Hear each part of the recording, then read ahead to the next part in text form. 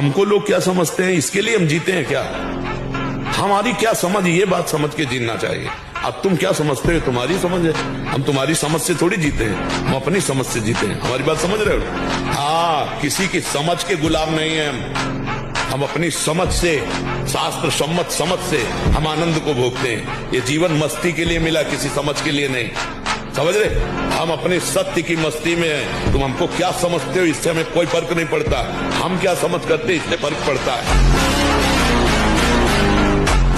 हमको लोग क्या समझते हैं, इसके लिए हम जीते हैं क्या? हमारी क्या समझ, ये बात समझ के जीना चाहिए। अब तुम क्या समझते हो, तुम्हारी समझ है। हम तुम्हारी समझ से थोड़ी जीते हैं, हम अपनी समझ से जीते हैं। हमारी बात समझ रहे हो?